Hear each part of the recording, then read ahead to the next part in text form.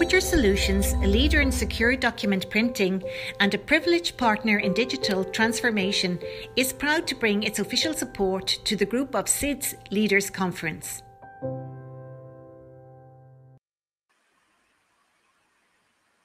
Excellencies, ministers, honoured officials from the international agencies, ladies and gentlemen, a very warm welcome to this second meeting of the Group of Small Island Developing States Leaders, otherwise known as SIDS.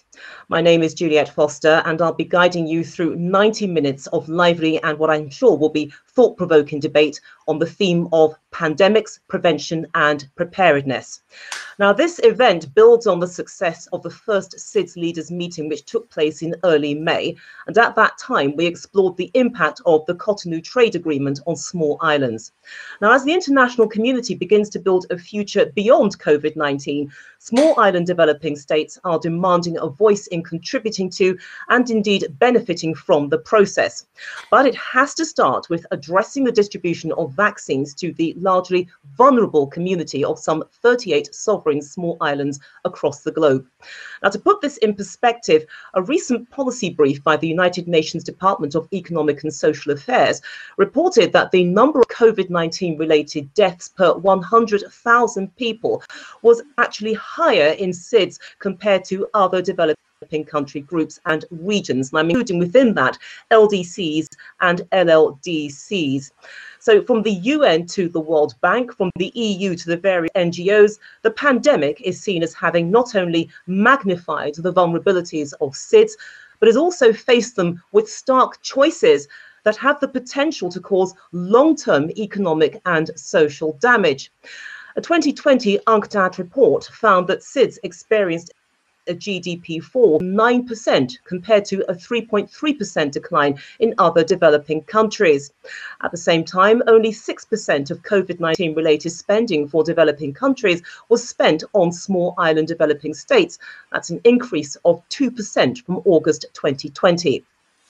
Well, the result of this is that COVID-19 is stretching national budgets to breaking point, with SIDS having to choose between paying off external debts or preparing for another pandemic or even the next tropical storm. Well, as SIDS struggle to repair their public balance sheet, extra funds will be required to finance the immediate health response to lead the way to economic recovery once the pandemic itself is brought under control. It's fair to say that this is a truly massive task for small island developing states who rely on commodity exports, tourism, and indeed other services. So today we're going to explore whether the international community and transnational organisations recognise the enormity of the challenge and whether we're doing enough to help. And what about the vaccine programme? COVAX, the body responsible for making vaccines globally available, has approved another $775 million to fund the delivery of the COVID-19 jab to lower income countries over the next 2 years. Does it go far enough? And how much of a difference will it make realistically? Well, to debate these issues, I'm delighted to say that we have a distinguished panel of experts.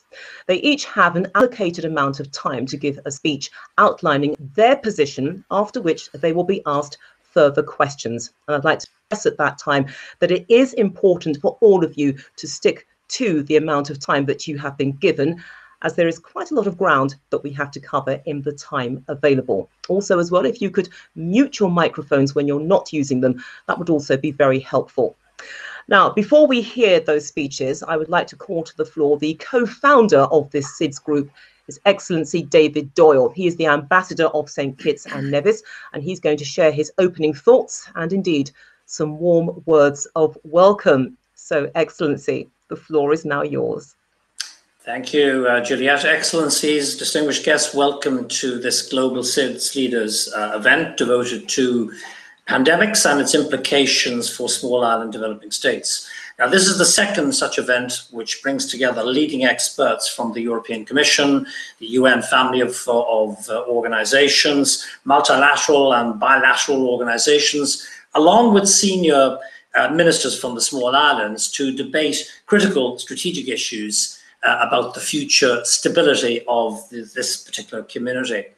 SIDS makes up something like 38 sovereign states scattered across the globe, from the Caribbean to the Pacific, from the Atlantic Ocean to the Indian Ocean, representing some 20% of the UN membership. It was with a view to giving these particular small islands a more assertive voice at transnational level that the GSL was initiated by the governments of St. Kitts and Nevis, the Solomon Islands, Dominican Republic, and the Seychelles earlier this year to fulfill this ambition.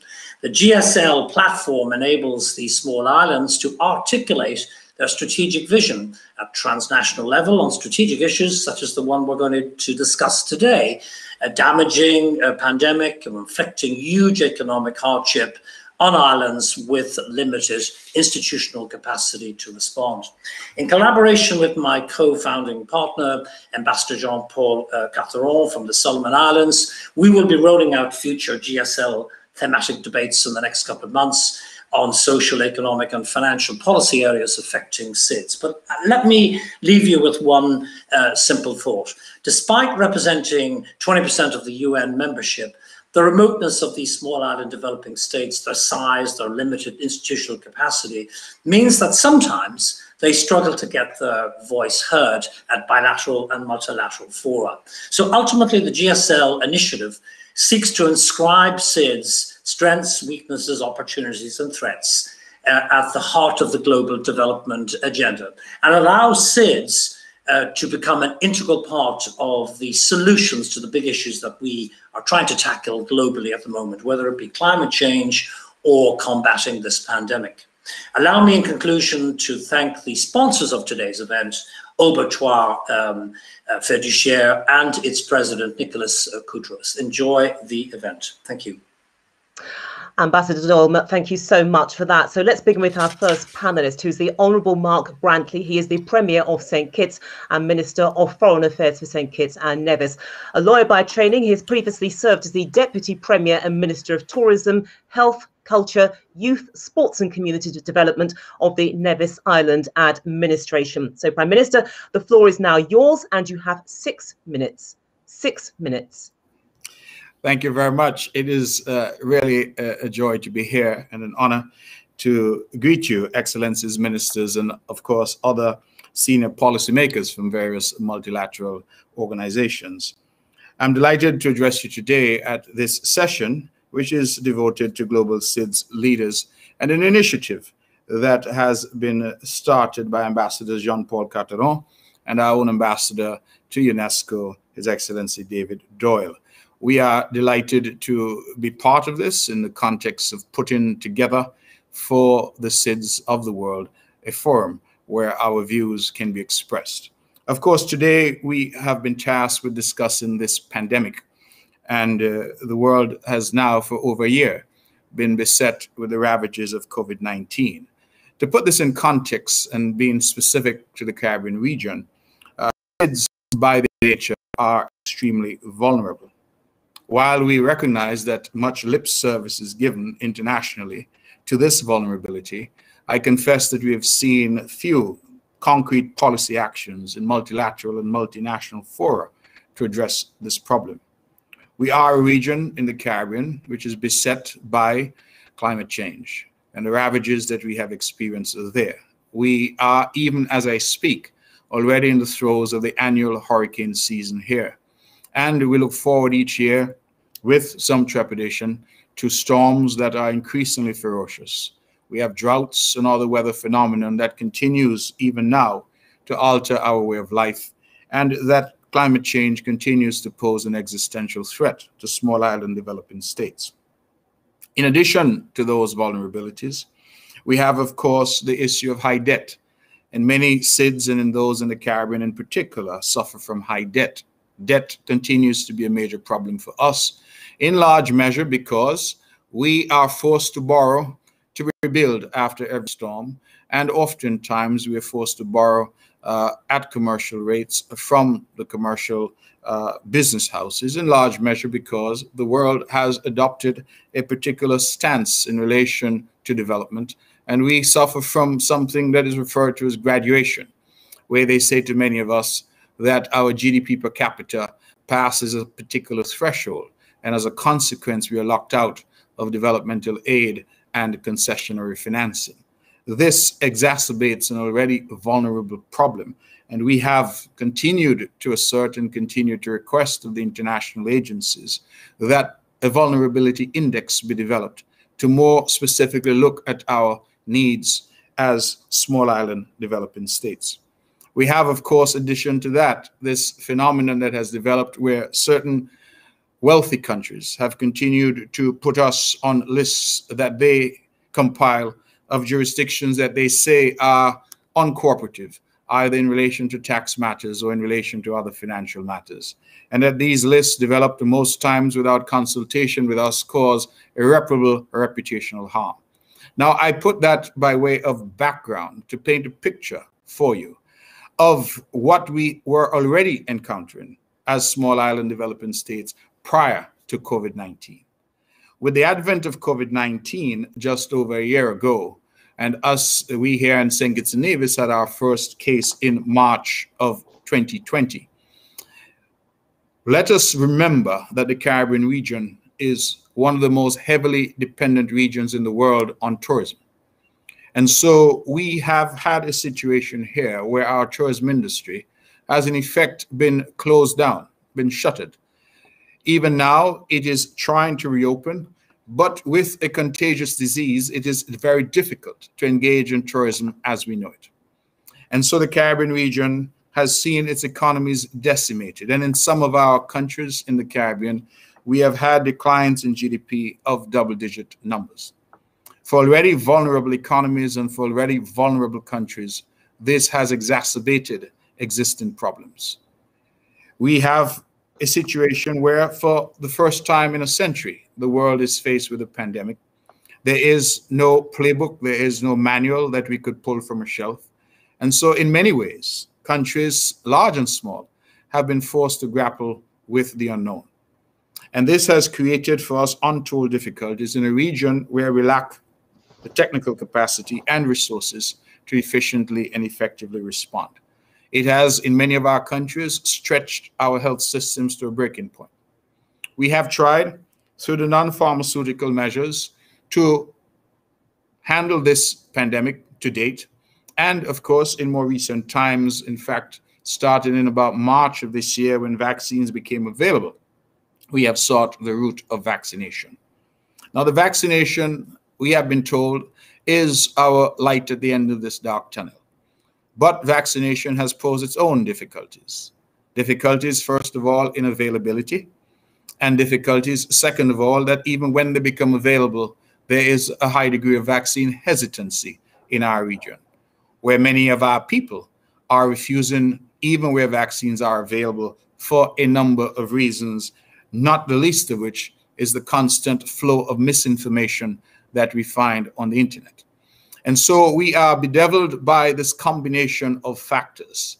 I have, as I said, set out a picture of our vulnerability before COVID. COVID, therefore, has exacerbated existing vulnerabilities and rendered us in our region, and I think SIDS globally, in an even worse position in terms of our economies, in terms of our ability to respond. We, therefore, require the international community to take into account our special vulnerability. I have said in many forums that we of this region are a proud people. We are not asking for a handout. We continue to ask for a hand up. We are asking for strengthening our facilities, strengthening our technical capacity. We are asking for an awareness in the boardrooms and the executive rooms of the world where major nations meet and make decisions that impact all of us, that they take into account the very real realities that we face on the ground here of an extremely vulnerable people. A single storm, ladies and gentlemen, can wipe out decades of development in these small islands. And COVID has demonstrated that it is not just a hurricane, but it is an ongoing hurricane, because we have been decimated now for well over a year, and we continue even now to be decimated. If it is that we hold true to this notion that no one is safe unless everyone is safe, it means that there's an urgent imperative on those that produce vaccines and those world powers that control the flow of vaccines to make them available to the developing world. We have, for example, in our region, the extreme of Haiti, where up to now, a vaccine rollout has not yet occurred. Haiti is a nation of over 10 million people in the Caribbean. We have others such as Jamaica and Trinidad and Tobago, where the vaccine rollout has not yet reached to the numbers statistically that we would say are doing well. Here in the Eastern Caribbean, in places like St. Kitts Nevis and Dominica, we have fared slightly better. In fact, I am proud today to say that St. Kitts Nevis has, as a first jab, inoculated 69% of our target population, our adult population, and for a second jab, we are now at about 57%. But we still have some distance to go before we get to that 70% threshold that has been set for herd immunity. And there is therefore a tremendous amount of work to do to access vaccines on the one hand, and two, to combat the misinformation and combat the vaccine hesitancy that we've encountered if our people are truly to be safe. On this journey, we require a greater understanding by the international community, a greater understanding by multilateral organizations. I know that some are represented here today, a greater and better listening ear to the realities of life in our region and the fact that what appears today to be progress can be wiped out in an instant. We are in every respect on the edge, and we would like that policies, concrete policies, be developed that take into account the very special vulnerability of our region, the Caribbean region. I will leave it there. I know that time is short, and I look forward definitely to this engagement and to this ongoing conversation. Thank you. Minister, thank you so much for that. Please don't go away yet, because I'd like to follow up on a key point which you made in that presentation. You talked about the many challenges that your country is facing in terms of rolling out the vaccines. But given those challenges, the backdrop against which you're operating, how would you gauge the progress to date in vaccinating the population? And more to the point, how far off is that population from being fully vaccinated? Well, as I indicated, here in St. Kitts and Nevis, we've done relatively well in comparison to some of our neighbors. In fact, we are, as I said, at 69% of our adult population has already taken the first jab, and some 57% have taken 2 jabs. The vaccine of choice here has been the Oxford AstraZeneca vaccine. And so I hope that we are close. I say I hope because some of the reasons for the vaccine hesitancy defy logic, and it make it very difficult to engage, because many members of our population hold very fiercely to notions and things that they've read or seen on the internet. And so that is something that we are battling. I would hope we have reopened our vaccination efforts starting on Thursday, that is tomorrow, and after a hiatus of about a week because we had run out of vaccines. Through engagement with Caribbean colleagues, we have obtained another 5,000 doses that we hope to start administering on Thursday. So it is my hope that within another week or two, we should get to that threshold of 70%. But of course, we understand that that is, at the end of the day, only a starting threshold, and that we have to continue the vaccination effort, which will allow us to reopen our country more fully, but also allow us critically to reopen our borders more fully and allow guests once again to come, because our industry, our economy, is so heavily dependent on tourism. Absent the tourists, it's going to be a very, very difficult road for recovery, not only for St. Kitts and Nevis, but I think for the rest of the Caribbean. Of course, a very familiar theme that we've heard a great deal about, but thank you so much, Minister, for taking that question. I would now like to hand the floor to Ambassador Mr. Li Song, who is the Deputy Permanent Representative of the People's Republic of China to the United Nations in Geneva and other international organizations in Switzerland. Ambassador, thank you so much for being with us. The floor is now yours, and you have 5 minutes. 5 minutes. Thank you, Juliet. Excellencies, ladies and gentlemen, dear friends, it gives me a great pleasure to attend this important virtual session. As the pandemic continues to rampage around the world,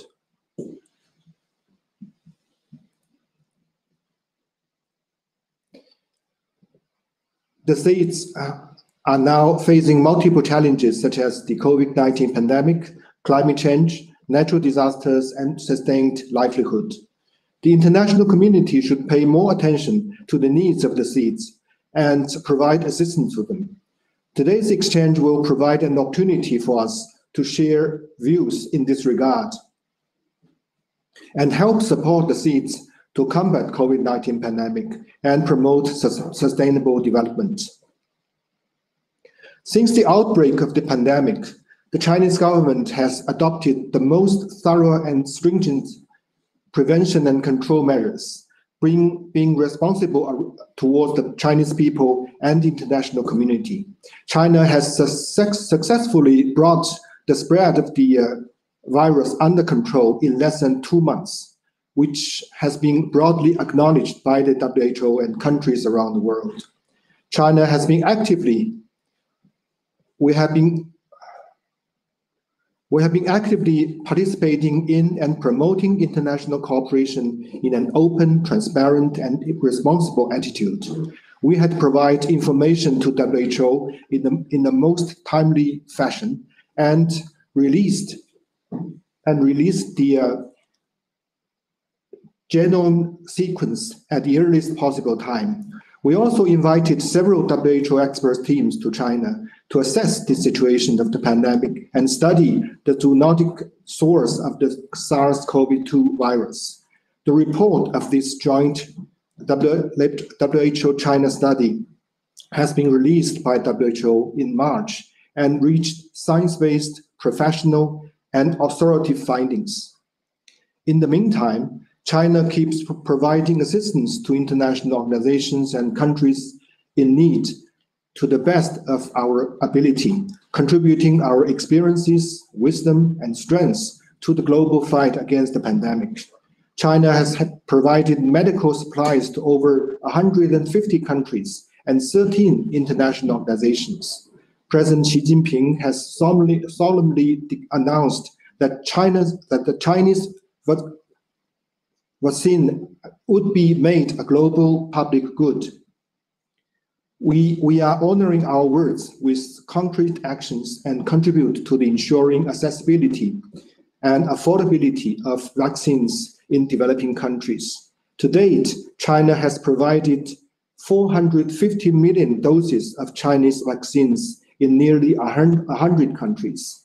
At the Global Health Summit last month, President Xi Jinping announced the major steps China would take to support international efforts to defeat the virus, once again, sending China's strong message for solidarity to the world.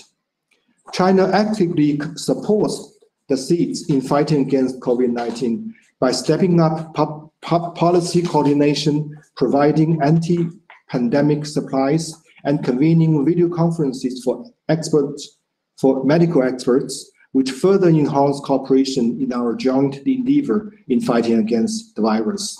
Since last year, China has held several special ministerial meetings on COVID-19 with Pacific Island countries and Caribbean countries to share experiences in pandemic prevention and control, as well as diagnosis and treatment, affirming China's commitment of supporting the seeds in pandemic control and economic recovery, and call upon international community to provide more support to the seeds in combating pandemic, promoting economic recovery, and addressing climate change and other global challenges. The COVID-19 has wreaked havoc on global economic and social development, brought negative impact to the livelihood of the seeds people, and widened the development divide among the seeds and other regions. The pandemic is yet another reminder that we, humanity, rise and fall together with a shared future. The international community should work together to promote solidarity and cooperation, draw on experiences to enhance preparedness and capacity for coping with major public health emergencies, and help most vulnerable countries to get back on track in their national economic and social development. First, we need to to call for solidarity and cooperation. All parties should uphold the UN-centered international system, support WHO in playing a leading role in the global fight against COVID-19, and oppose any politicization of the pandemic. To better achieve the outcomes of the Global Health Summit, we need to adopt a science-based approach to fight against the pandemic, step up cooperation on vaccines, diagnostics, and coordinate our joint response efforts. Second, we need to close the immunization gap. We should make vaccines a global public good, promote equitable distribution of vaccines in all countries, and oppose vaccine nationalism. All parties should support the effort made by UN system in promoting global immunization, support WHO's efforts to speed up the COVID-19 vaccine global access facility, and improve the accessibility and affordability of vaccines globally, especially in the seeds. Third, we need to address both the symptoms and root causes. It is important that we strengthen the role of the UN and the WHO and improve the global disease prevention and control system. It is important that we enhance our capacity for monitoring, early warning, and emergency response. It is also important we enhance our capacity of treatment of major pandemics, of contingency reserve, and logistics, of fighting disinformation, and of providing support to developing countries. Fourth, we need to champion inclusiveness and sharing. We need to scale up efforts to advance the implementation of the 2030 Agenda for Sustainable Development. We need to conduct international climate cooperation in accordance with the principle of common but differentiated responsibilities. And we should also support the seeds to protect the marine ecosystem and make their economy more resilient and sustainable. Dear friends, China will continue to stand for the vision of building a community with a shared future of mankind, support COVID-19 responses and economic and social recovery in the seeds and other developing countries, promoting the implementation of the Sustainable Development Goals, and build a better future together with the seeds and the international society as a whole. I thank you. Ambassador, thank you, not just for that excellent speech, but also for the promise contained within it. Now that I know you have to leave us because you do have another engagement, but we appreciate the fact that you were able to make the time to be here. So thank you so much for your contribution. I'd now like to hand the floor to Dr. Sylvie Briand, who is the head of Pandemic and Epidemic Department at the World Health Organization. Now, Dr. Briand led the Global Influenza Program during the 2009 swine flu pandemic, and she was also responsible for launching the WHO Information Network for Epidemics, the aim of which is to counter misinformation about coronavirus. So, Dr. Briand, it's good to see you. The floor is now yours, and you have 5 minutes. 5 minutes. Okay, thank you very much, Juliette, and excellencies and distinguished guests, ladies and gentlemen. I'm very pleased to be with you today, and I would like to thank the organizers of this meeting, and in particular the Crans-Montana Forum and Jean-Paul Carteron for the invitation. Actually, we all know that this pandemic has been a tragedy, and unfortunately, it's not over. And the impact has been particularly enormous on developing countries and states. The impact has been first on health, and because you know that there is an enormous amount of cases and deaths, but also the impact has been on health systems. First, because many health workers were victims of the COVID-19 disease. Actually, in 2020, October 2020, we had 7% of the cases were in health workforce. And so it's very important because in some countries, really the health workers are in limited number. And so when some of them become ill or even die, I mean, it's really a loss for the health system. And also because while the health system is dealing with COVID-19, they cannot attend other diseases. And in particular, routine vaccination programs have been particularly impacted during this pandemic. And so we know now that there are cohorts of children that are not protected against other epidemic disease. So it's a real concern. At the same time, as Minister Brundtland said, there was an enormous impact also on societies and economies, and in particular in developing countries and in SIDS. And this impact will go beyond this pandemic as well, because the recovery will last longer. And so we need to pay particular attention at this recovery period and support those countries to recover more promptly and being better prepared for next events, because we know that at global level, the risk of pandemics and epidemics is increasing. Fortunately, we have more tools to deal with them, but still the risk is increasing. And so we need really to be cognizant that we need to get better prepared and be ready for next emergence of new disease.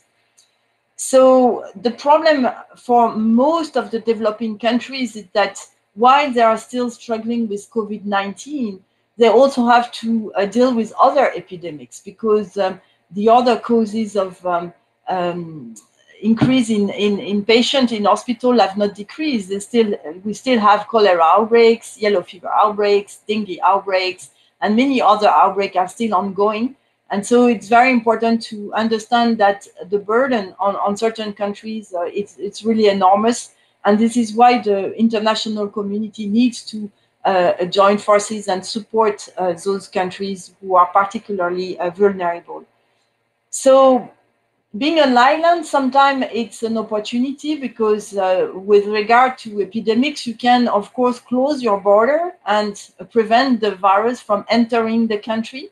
But as Minister Brundtland said, it's also a double-edged sword, because at the same time you prevent tourism, and so the impact on your economy can be really high. But also being an island, it's a lot of challenges, in particular with access to commodities, and it's not only vaccine, but we have seen also it can be a problem to access oxygens, personal protective equipment, and many other communities like diagnostic tests that are absolutely essential to deal with the pandemic disease. So we see that there are particular vulnerabilities in SIDS, and that's why it deserves a particular treatment as well. And we need to be particularly also cautious when we develop global plans to support developing countries, to not forget SIDS and their particular needs that are different. Where are we now? As you know, the virus, unfortunately, is evolving, and we see that new variants are emerging. And so the last one, the Delta variant, is particularly challenging because the transmissibility is higher. When we see a new variant, we look at 5 things. First, is it more transmissible? Is this variant more virulent? And what is the impact on the variant on diagnostic, therapeutics, and vaccine? So although the Delta variant is more transmissible, fortunately so far, we don't see an increased virulence in this variant. And the impact on vaccine, diagnostic, and therapeutic, so far it's moderate, meaning that the existing vaccines are still working very well on this variant. And that's why it's very important to have the vaccination strategy should really target in priority, especially when the vaccines are scarce, the people with more likelihood to have a severe disease and getting hospitalized, because those people will benefit a lot from the vaccine, as most of the vaccine currently are protecting from severe disease and hospitalization. And those people are, of course, the elderly, but also the people with underlying conditions such as diabetes, cancer, immunosuppression, and cardiovascular disease, for instance. So targeting vaccine towards the most vulnerable group, at-risk group, is very important. And of course, it's important to protect health workforce as well by first providing them protective equipment, but also vaccinating them in priority so that they can continue to support the increasing number of patients coming with COVID-19. And finally, I would like to highlight the issue of misinformation. Actually, we call this at WHO the infodemic, which is not only misinformation, but it's just the increase of information during an outbreak. Some of this information is accurate, other information is not accurate, but the result is that people don't know who to believe and how to translate this information into behavior that will protect their health and the health of their communities. So this tsunami of information, this infodemic during epidemic is not a new phenomenon. We see this with every epidemic, whether it's Ebola, yellow fever, cholera, we always see an infodemic. But this time with this COVID-19 pandemic, it has been particularly severe because of two things. First, it's a global event. So, and as internet is connecting us throughout the planet, everybody has access to loads of information. And so it's even more difficult to understand what is happening. But second thing also is that because people now are connected through social media platform, they are more vulnerable also to misinformation. And so that's why at WHO we take this very seriously, and we encourage our member states to do the same and have specific strategies to manage the infodemic, which is on one hand provide good information to the population, but also listen to population concerns so that the information that is provided answers their concern in priority. And you can also debunk misinformation as soon as it appears and reassure people in a timely manner. And finally, we also encourage member states to empower community, engage with communities, because communities are also the solution to the disease transmission, and they need to be at the forefront at the same level with health system, healthcare workers, and national authorities. So with this, I will stop because the time is short, but many thanks for this invitation. And many thanks to you, Dr. Briand, for that excellent presentation. You actually preempted a question I wanted to put to you about the impact of misinformation to these small island developing states, but you have addressed that question beautifully, and thank you so much for that, and also for making the time, because I know that you too must leave us, but thank you so much for your contribution.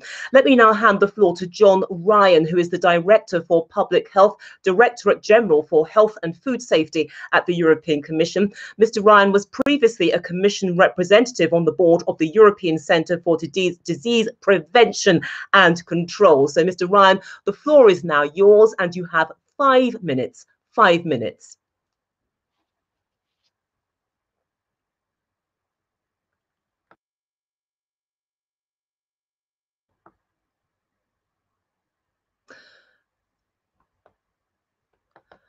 Mr. Ryan, we can't actually hear you. You need to unmute your microphone. Oh, you have. We seem to have a few technical problems connecting to Mr. Ryan. Can we try again, please?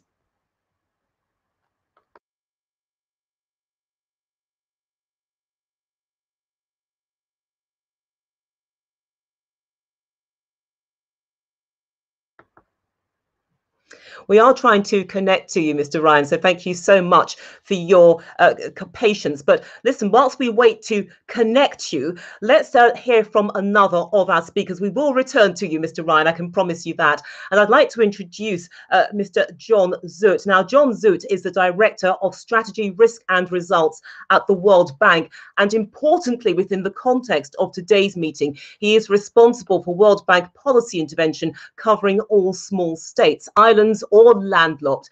And prior to this role, he was the bank's country director for Turkey. So, John Zoet, the floor is now yours, and you have 5 minutes. 5 minutes. Thank you very much, Juliet. Can you hear me? Yes, we can hear you. Thank you. Great. Thanks. And thanks for the invitation to be here. Obviously, the World Bank has been following the COVID pandemic very closely.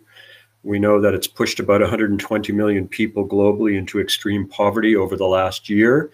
And for the first time in about 20 years, poverty is likely to have significantly increased, reversing the gains of the last decade. We also know that the recovery from COVID will be slow and uneven, particularly for small states, and particularly for those small states, many of them SIDS, who rely on tourism.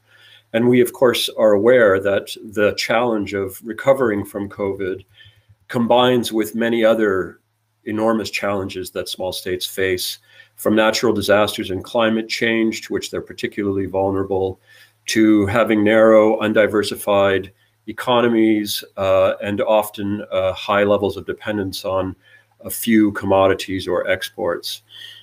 We know that the impact of COVID on small states has been disproportionate. The Premier of Nevis was mentioning the collapse of real GDP for many small states. On average, it's contracted about 7 to 8% compared to about 2.5% for all emerging markets. And many small island economies that are tourist dependent have seen double-digit declines. So this has been an enormous hit. We've seen the tourism sector decline by something between 60 and 80% globally last year, resulting in a loss of revenue of about $1 trillion. So we also expect that most tourist-dependent economies will not be able to return to pre-crisis levels of economic activity until sometime in 2022, with much of that dependent on the success of vaccination campaigns against COVID, not just in the small states themselves, but also in countries where tourists originate.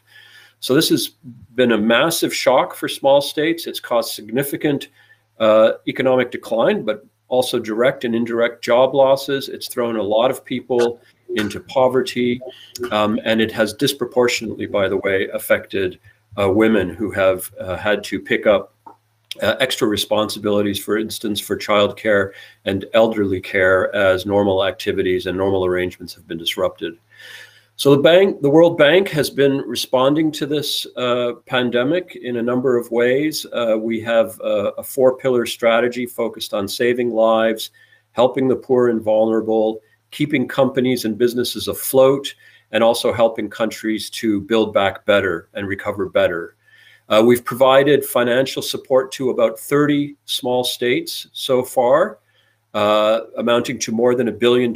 For us, small states are states with a population of less than 1.5 million people. It includes both island economies, but also non-island economies that meet that particular criterion. So $1 billion has gone to that group since the beginning of April of last year, and about $600 million of that has been for COVID response. We, as you probably know, in the bank have 2 financing arms. One is IDA, the International Development Association, the International Development Association, which provides concessional financing. About 10, 12 years ago, IDA increased its annual availability for small states by about 10-fold. We went from 1.5 million SDRs to 15 million SDRs, no matter how big the small state is. And so we've seen a very, very strong increase in the amount of concessional financing that goes to small states. National allocations tripled for most small states over that period of time. And by the way, we have many countries that would not be eligible for concessional financing at the World Bank if they were large states, but are eligible under a special exemption that makes them continue to have access to concessional financing even after they pass the threshold for concessional borrowing. And a result of this, by the way, is that the average small state now receives about $85 per capita from IDA, if it's IDA eligible, compared to about $15 per capita for non-small states, of which, by the way, some, such as some of the Sahel countries, are actually poorer and more vulnerable than small states are. We're in the process right now of replenishing IDA. IDA loses money. That's the nature of concessional lending, you don't get all the money paid back. So you need fresh money to be injected into the structure. We do that every 3 years, but because of COVID-19, IDA 19, which is our most recent replenishment period, was shortened to 2 years instead of the normal 3 years to make it possible for us to give countries a much larger financing boost. We've done that, and we're now in the midst of negotiating the IDA 20 replenishment. And I really hope that small states will make their voices heard with respect to the IDA donors as we go through that replenishment process. And the Small States Forum, which my department in the World Bank manages, and which meets alongside both the annual meetings and the spring meetings of the IMF and the World Bank, is intended to help give small states the voice to make that possible. We have also done a lot on the IBRD side. I won't spend that much time talking about that. Suffice it to say that if you are a small state that is eligible for IBRD financing, you receive the most preferential terms that IBRD has, and you are also exempted from the pricing increase that went through in 2000.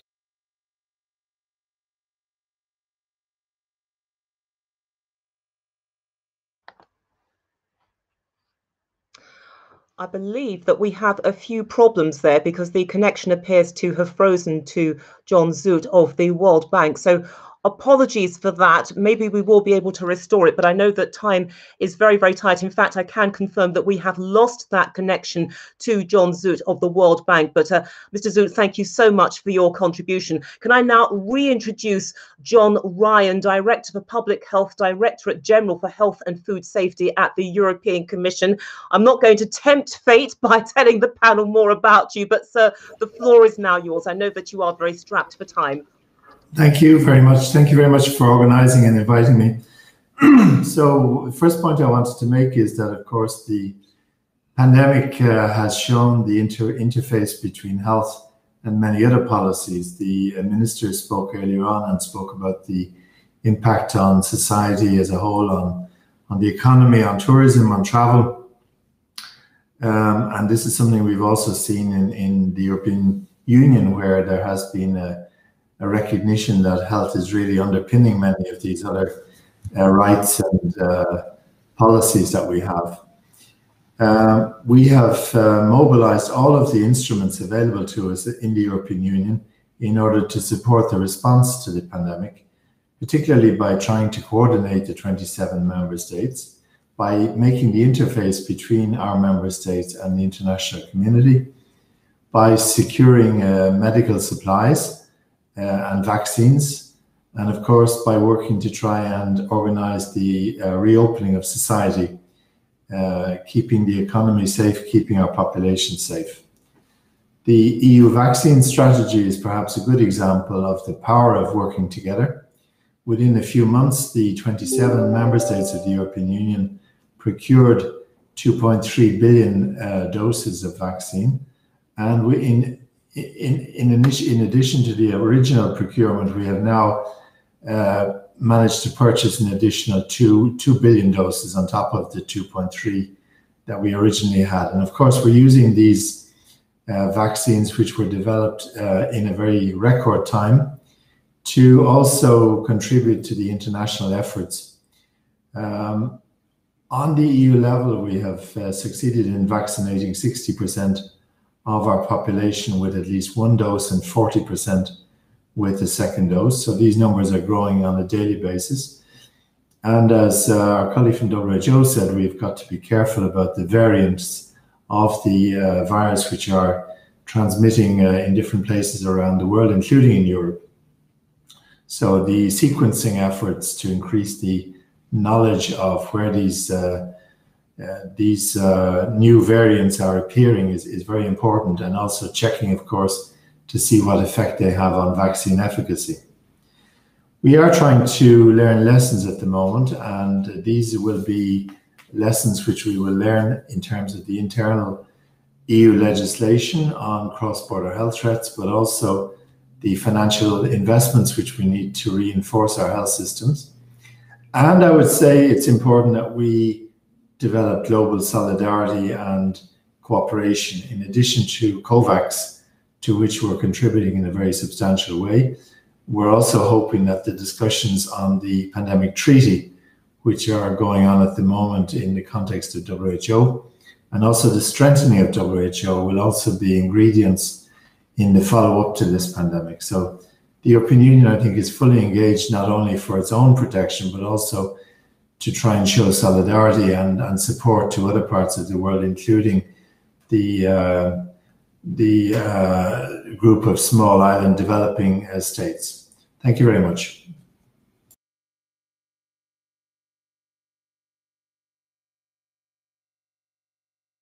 There, my microphone is now unmuted. But John Ryan, thank you so much for that presentation. I know that you have to leave us, but we thank you for the time that you were able to spend with us outlining the vision going forward. And I would like to hand the floor back to John Zoet of the World Bank. Unfortunately, we had a few connection problems, but the line has now been restored. So I'm going to hand the floor back to you. Thank you so much, John Zoet.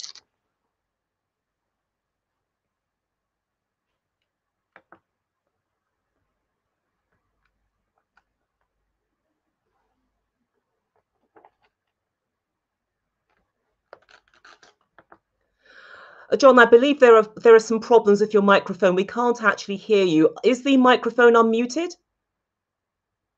The microphone is unmuted. So once again, it seems that we're plagued by some of the technology demons that unfortunately have a tendency to wear up once in a while. But we are across the problem. So if you can hear me. Okay, it looks like, can you hear me now? Yes, I can hear you now. That's wonderful. So the floor is now yours. If you can pick up where you left off. Okay, thank you. So the host was muting my mic apparently, so I sent a message explaining that. So so Juliette, I don't know if I talked to you about the financing that the World Bank has made available. I don't know if that was heard or not. Could you just let me know? Please do go through it because we did have those sound problems, so it's possible that some of our audience missed that, but do share it with us, please. Okay, so what I was saying is that the World Bank makes financing available in two ways: through the Concessional International Development Association. We've provided about $1 billion of financing to 30 small states since April of last year, and of that $1 billion, about 600 million was available for COVID response. That's been a very significant amount of money. A lot of it is available to small states that are actually above the IDA cutoff for eligibility. We have a special exemption for small states that allows them, under certain circumstances, to borrow on IDA terms despite being above that amount. And as a consequence, the average per capita allocation of IDA concessional resources to eligible small states is around $85 per capita, compared to around $15 per capita for non-small states. So that's a very, very significant increase. We also provide IBRD financing. That's the non-concessional financing of the bank to small states that are above the IDA cutoff and also not eligible under the special exemption for small states. There, small states have access to the most attractive IBRD pricing, and they were also exempted from the price increase that went through in 2018 as part of the capital package agreement for the World Bank agreed with World Bank donors. So very significant financing for small states. We are currently very strongly focused on vaccine acquisition and deployment. As I mentioned at the beginning, this is critical for enabling small states to emerge from COVID, particularly those small states that are dependent on tourism. We currently have 40 countries with vaccine projects that are financed by the World Bank. 8 of those 40 are small states.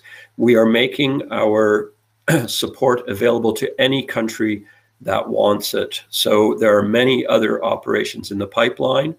The big constraint right now is not so much financing, but the availability of vaccines on the market. And we are working very closely both with COVAX and with the African Union Vaccine Acquisition Task Team, as well as manufacturers through our private sector arm, the International Finance Corporation, to help acquire and deploy vaccines to as many poorer countries as we possibly can, and of course also to small states. This is a very, very important effort at the moment.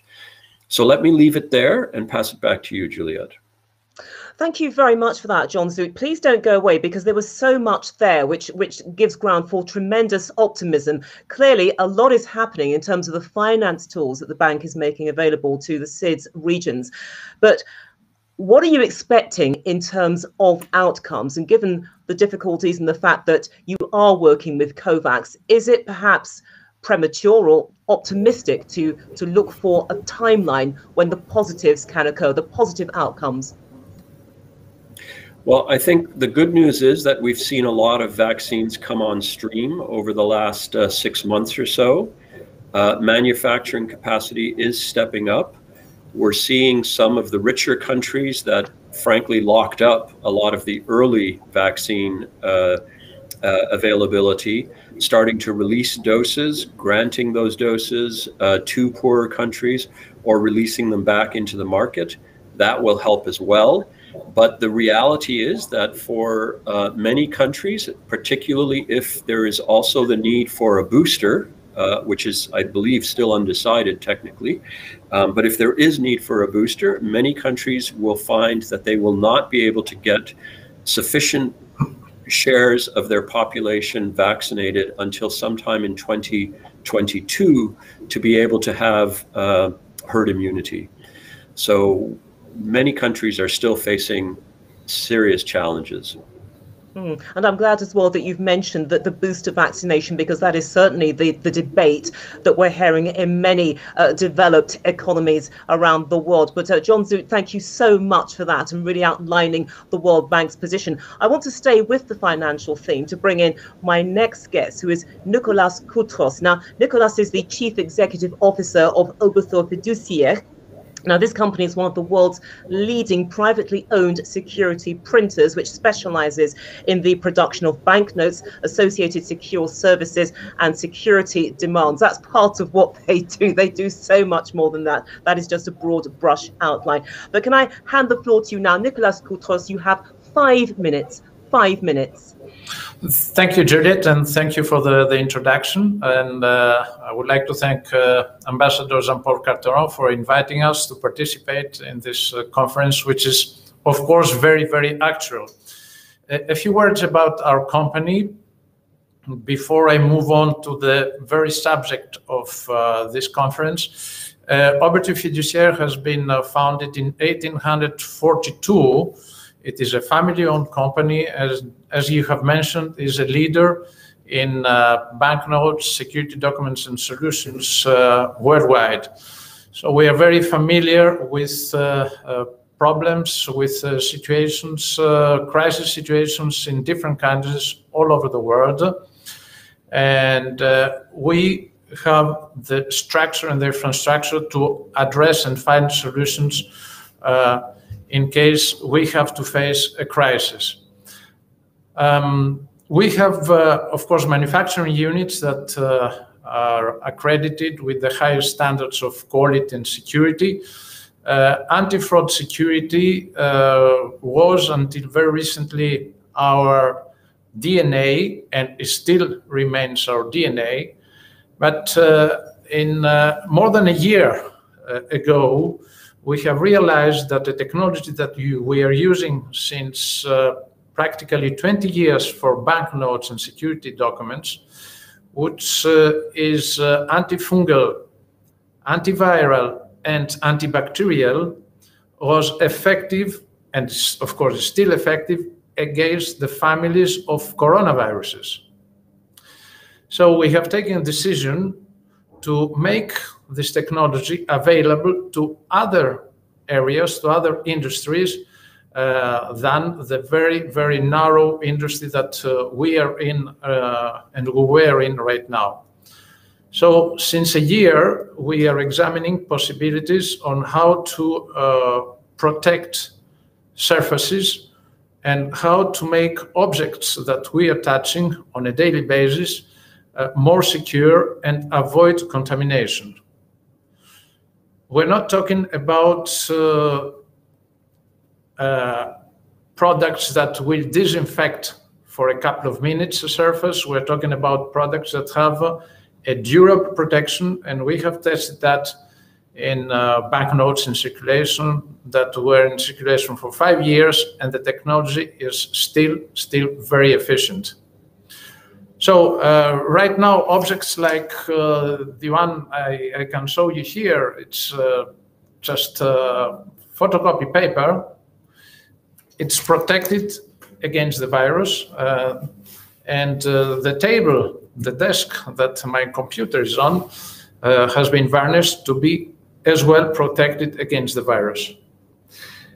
At this stage, what I would like to say is remind our auditors what the Director General of the World Health Organization has said a few months ago. Governments and individuals, I'm just reading it, must remember that vaccines alone will not keep us safe. Basic public health measures remain the foundation of the response.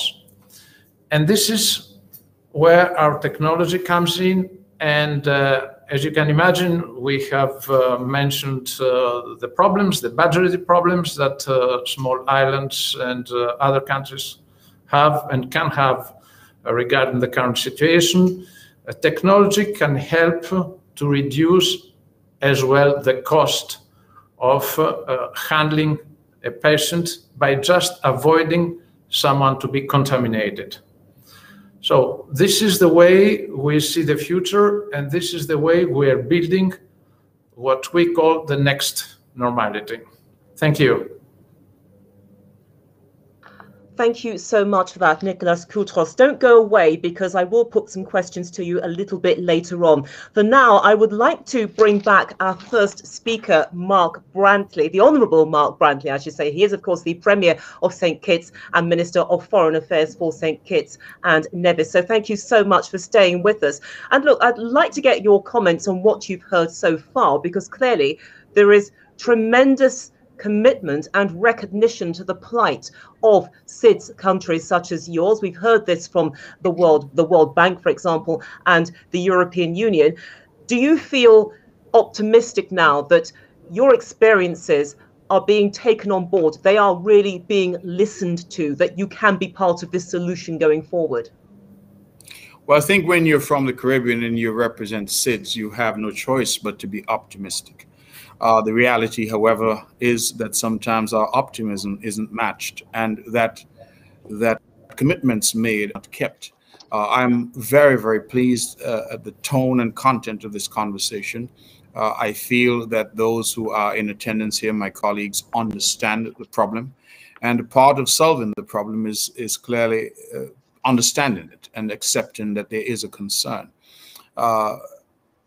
For my colleague from the World Bank, for example, he spoke about the making available of financing.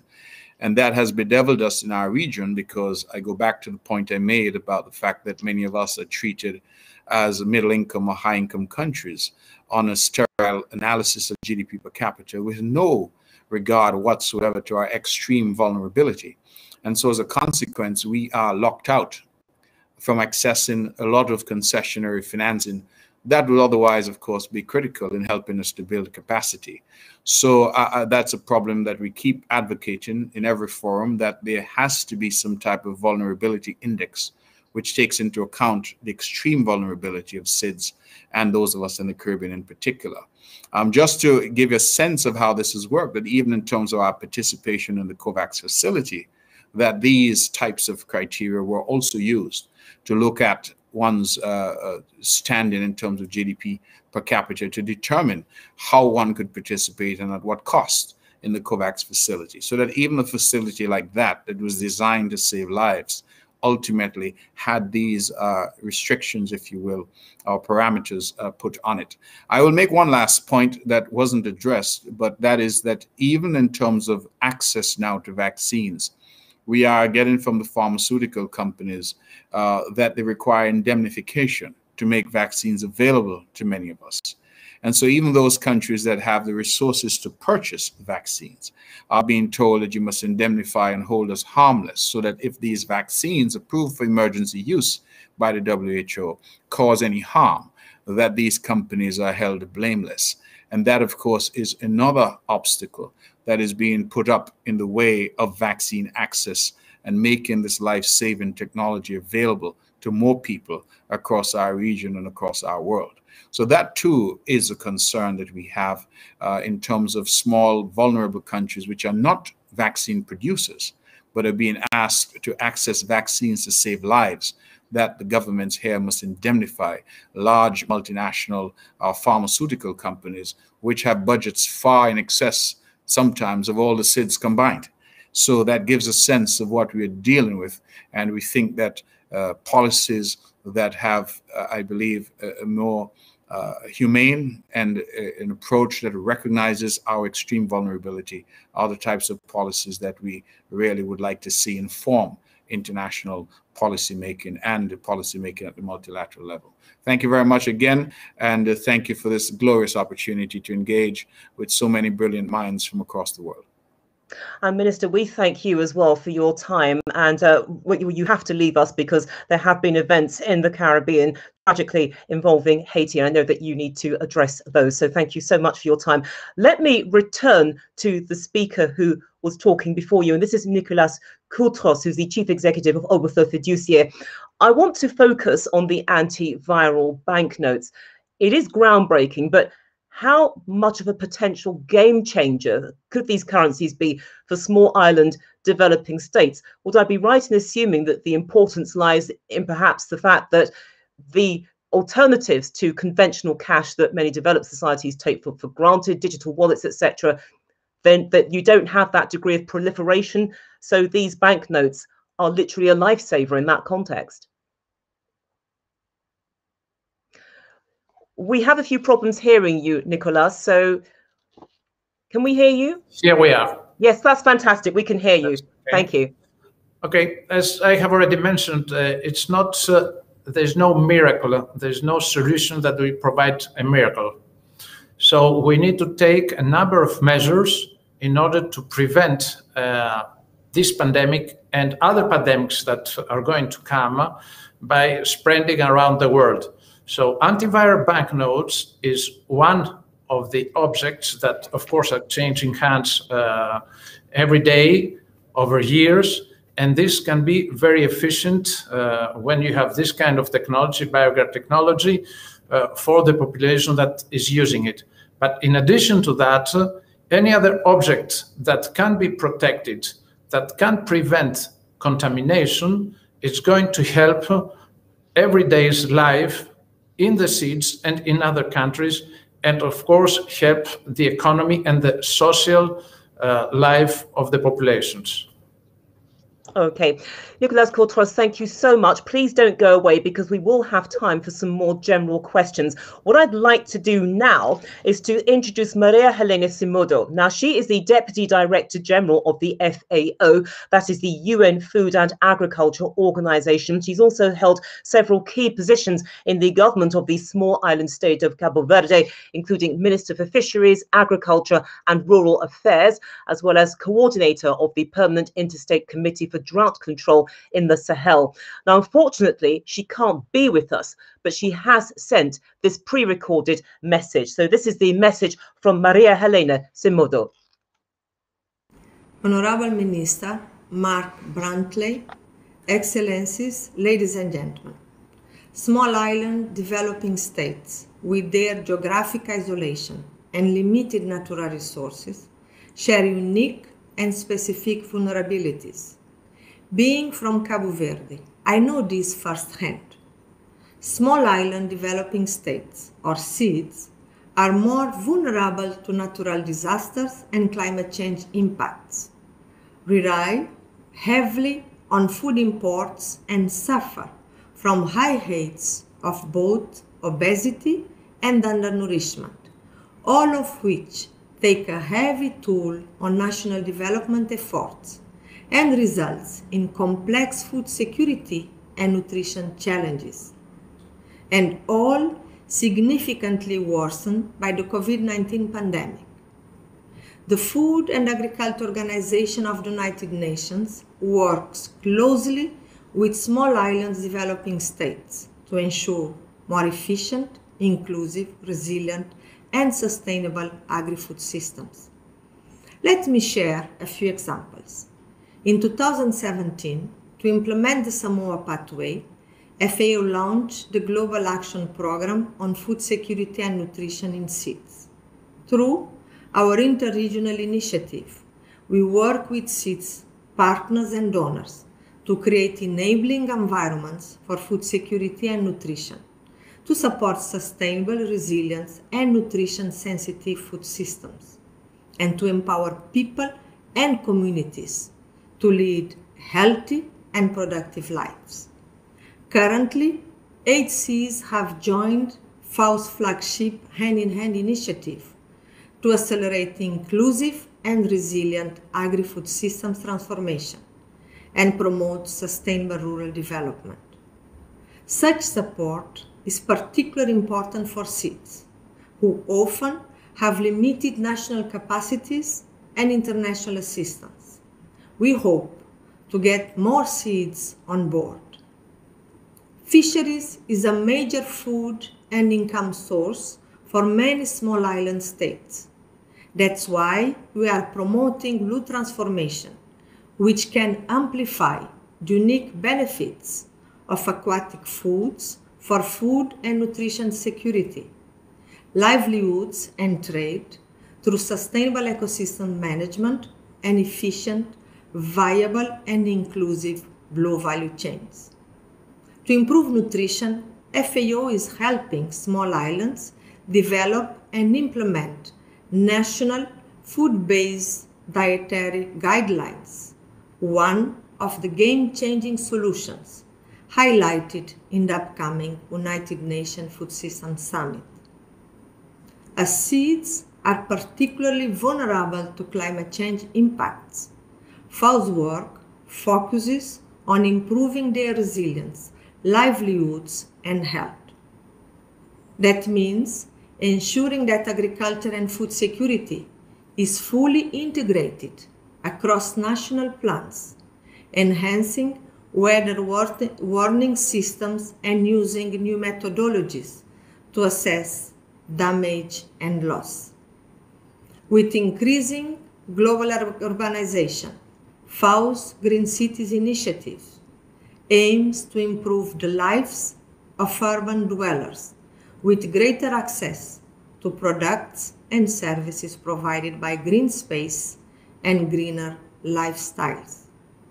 Given the unique needs of small islands, we will develop a specific program for seeds.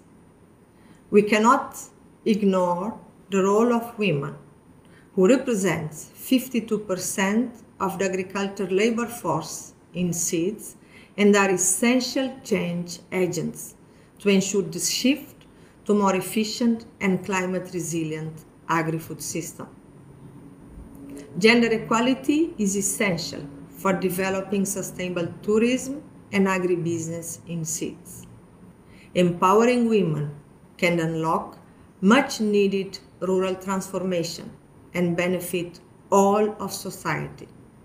We know that now we need to put the policies and actions in place to get there. With the devastating socioeconomic impacts of the pandemic, FAO's COVID-19 response and recovery program is ramping up efforts to strengthen the resilience of agri-food systems and livelihoods, placing seeds, among others, at its heart. Before concluding, I would like to announce that FAO will hold a Seed Solution Forum on 30-31 August.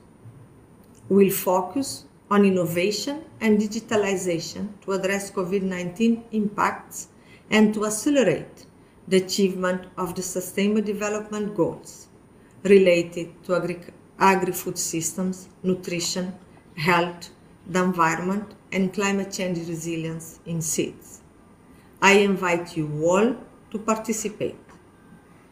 Together, we can help small island development states build back better. Thank you. That was Maria Helena Semudo of Cabo Verde. She is the Deputy Director General of the FAO, that is the UN Food and Agriculture Organization. Important date there for the diary, the forum on the 31st of August for SIDS states.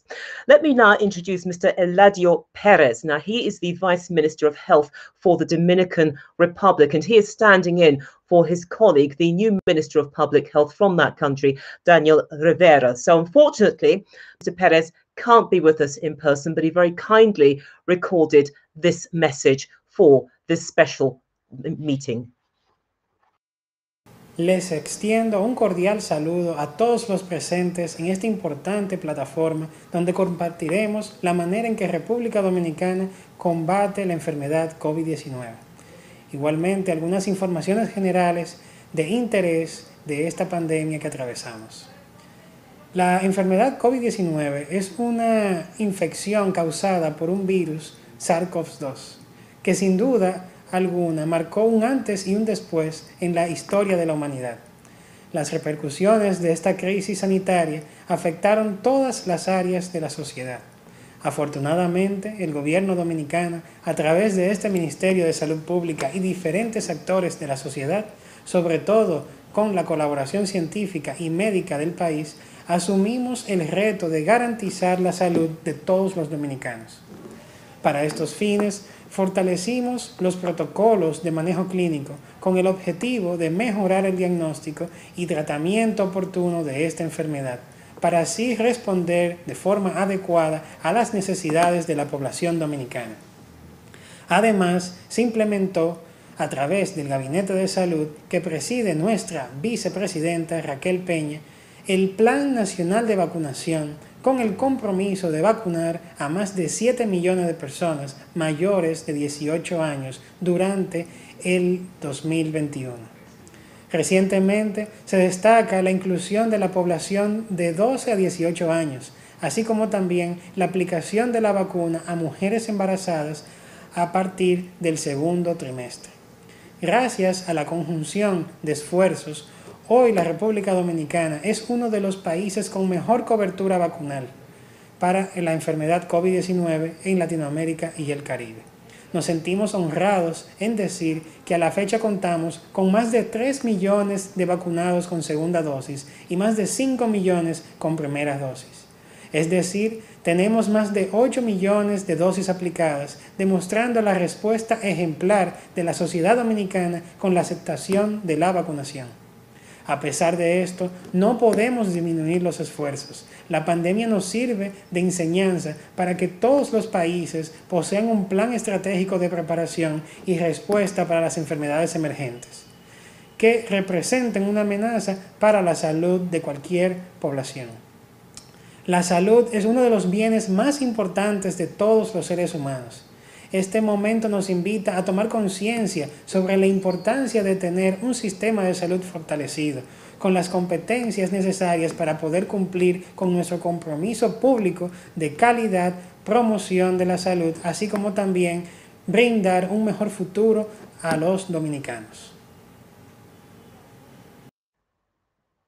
A special thank you there to Eladio Perez, who's the Vice Minister of Health for the Dominican Republic. Thank you for that pre-recorded message, and indeed thank you to all of our panelists for their contributions and also for their patience. Unfortunately, we have been bedeviled by a few technical problems, but we are getting through them. Such is the nature of the game. And I'm delighted to say that we do have time for a few questions. And I'd like to put the first of these questions, if I may, to Councillor Fen Yong of the Permanent Mission of China to the United Nations Office at Geneva and other international organizations in Switzerland. I'm afraid my Chinese is not very good, but ni hao. It's a pleasure to see you. And just to remind our audience as well that he has very gamely agreed to stand in for Ambassador Mr. Li Song. So welcome. We're pleased to see you. But look, 10 countries have received 75% of vaccines that have been administered to date. From your perspective, what does this say about how the rest of the world regards small island developing states? If these countries are not getting as big a slice of that vaccine pie, what does it say about the rest of the world? Well, thank you, Julia, to having me. And actually, it is indeed a great pleasure to be here. And I think it clearly illustrated the unequal allocation of the vaccine situation globally. And this pandemic, what this pandemic tells us is, the world is very closely interconnected with each other, and is also very vulnerable. And like many people said, nobody is safe until everyone is safe. So, I believe a small island country needs to increase their voice in the international forum, such as the UN, like World Health Organization, and as well as like Montana Forum. And we need to, let their voice to be heard, and let the world realize that there is truly, indeed, nobody should be left during this pandemic. Only everyone get vaccinated, and then the world can be, go back, can be built back better. Thank you. And I'd like to follow that up with you, if I may, Ambassador Doyle, because there is so much in what we just heard that resonates with you, because I know that you're very passionate about making sure that the voices of SID states are actually heard. But I guess that from your perspective, the worry has to be that if there is no equitable vaccine distribution, that this could, if not collapse, certainly put the health systems of some of these SID states towards that point of breakdown if they don't have the institutional capacity to cope. Is that your biggest fear?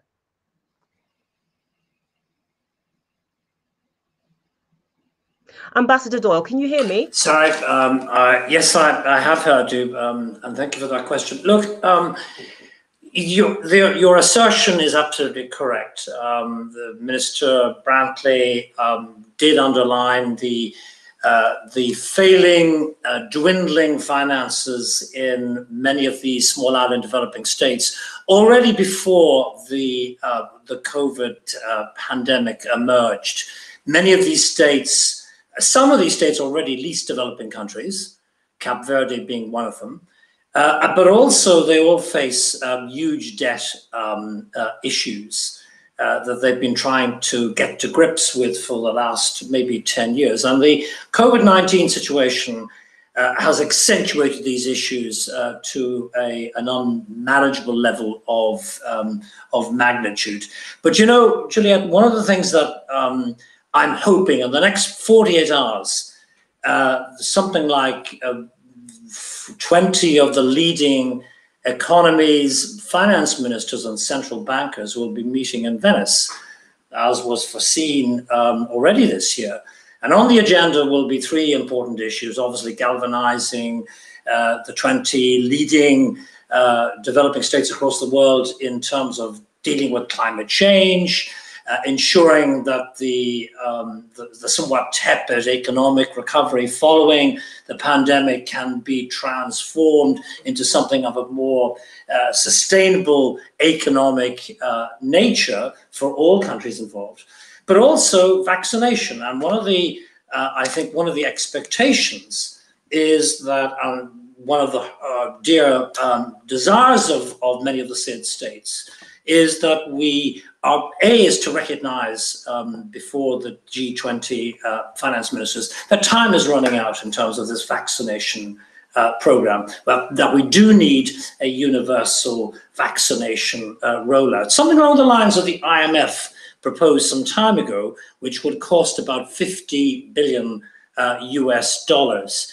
But clearly, if and as long as the pandemic is uncontained anywhere, new and potentially vaccine-resistant viruses and their mutations are going to be a risk everywhere. This point was very elegantly made by Dr. Briand from the World Health Organization. We need to pay special attention, not just to dealing with this particular vaccination, but also future variations of this. And again, the other issue is that there's a very large divergence in terms of the vaccination rollout across the globe. More than half of the adults in most high-income countries are partially or fully vaccinated. Many poorer countries, and I include amongst this even some of the mid-income countries who are quite prominent amongst the SIDS, are actually still struggling in single-digit terms in terms of vaccination, for all the reasons, by the way, that Minister Brantley and other speakers have spoken about.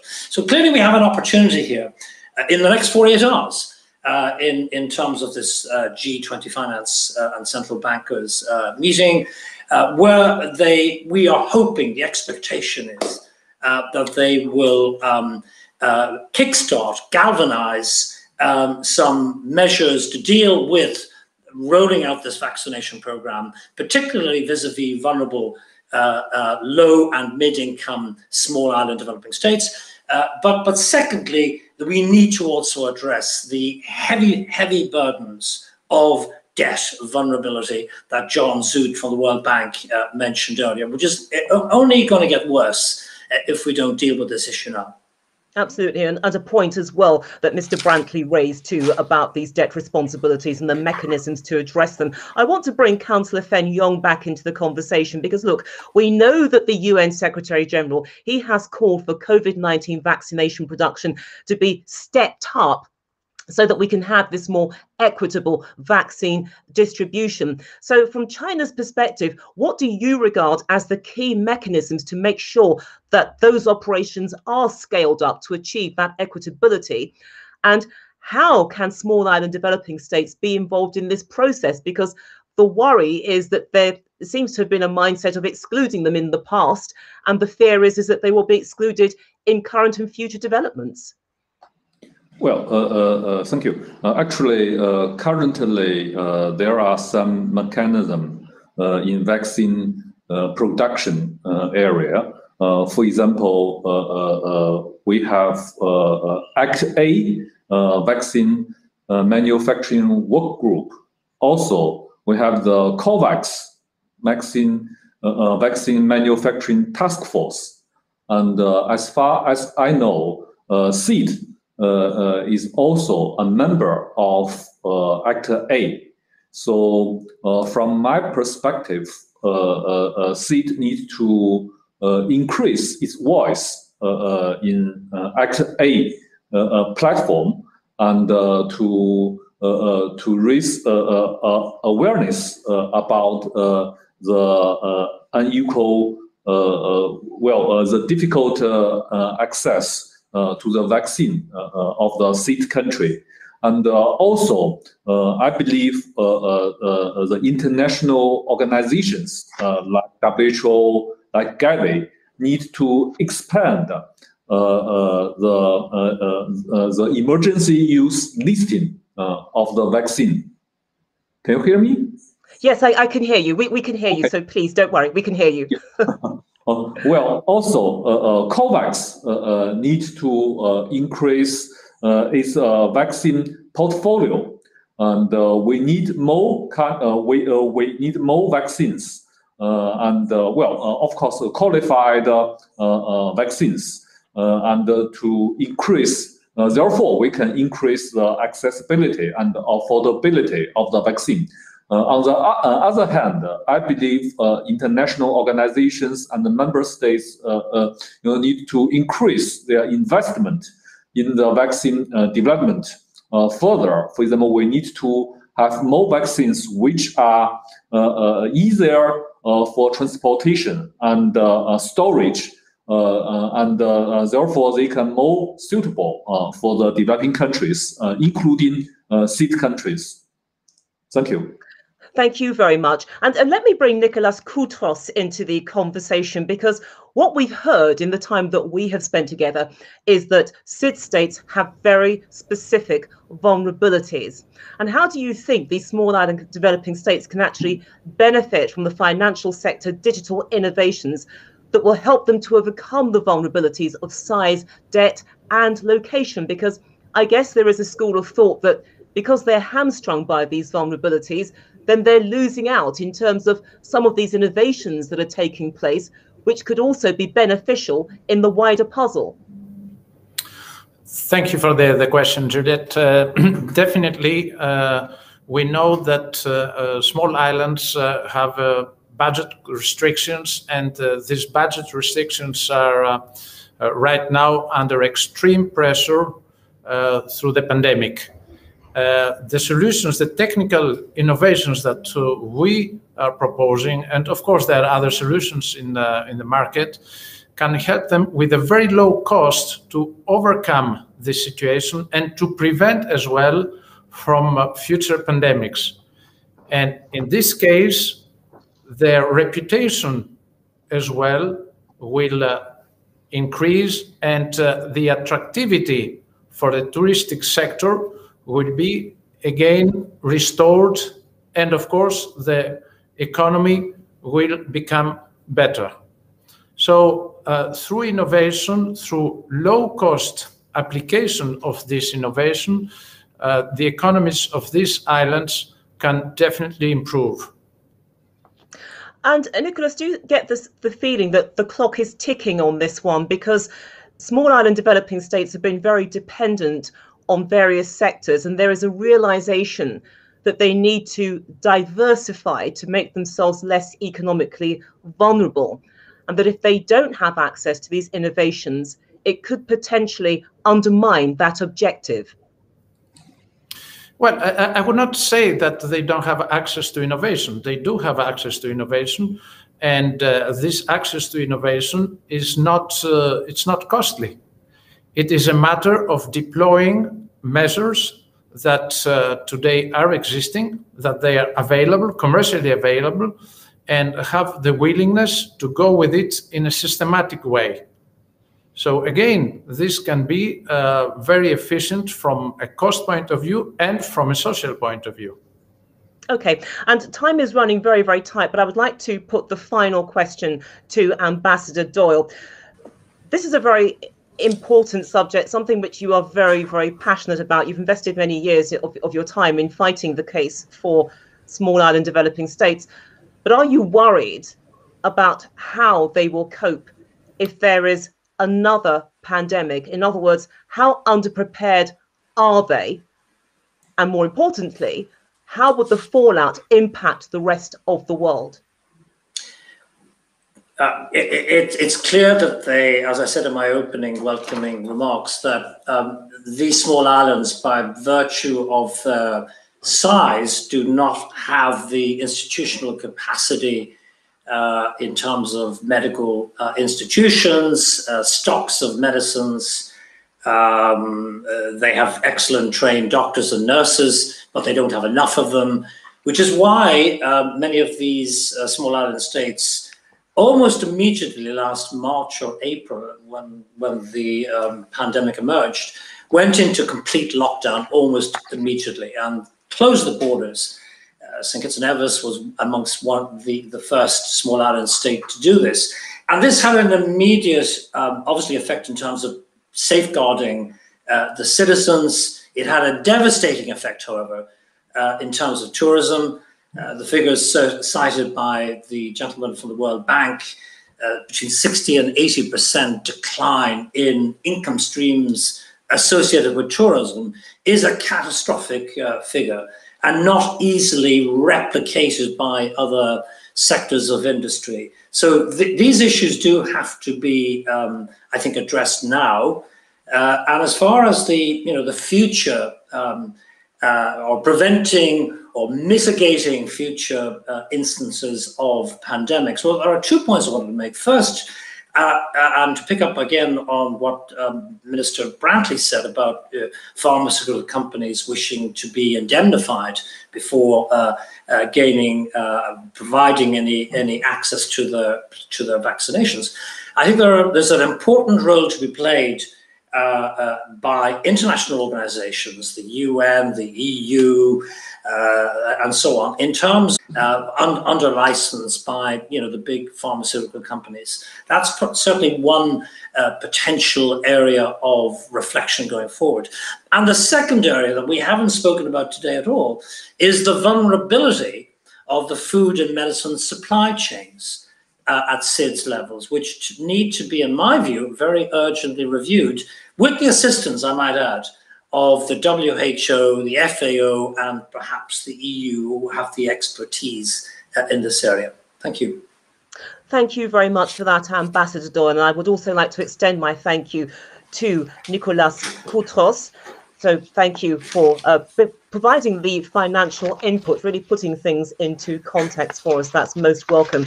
And also to our representative, Councillor Feng Yong of the Permanent Mission of China to the United Nations Office at Geneva and other international organizations in Switzerland. He was standing in there for Ambassador Mr. Lee Song. So we thank you so much for your contributions and also your patience, because we did have a few technical issues, but I'm pleased to say that we managed to conquer those. But you know what? It doesn't dilute the value of the message that the international community must work together to help SIDS states. It is in nobody's interest to see them fall. They have a unique set of problems. We must address those problems to work successfully with them. But at the end of the day, the vaccine distribution program is an important part of that solution. And it's incredibly heartening to see how various players have been trying to push this and to make things happen, such as China, for example, and indeed the World Bank with its financing and the work that it is doing with COVAX, the body responsible for vaccine distribution. So once again, thank you all so much for your patience, also to our online audience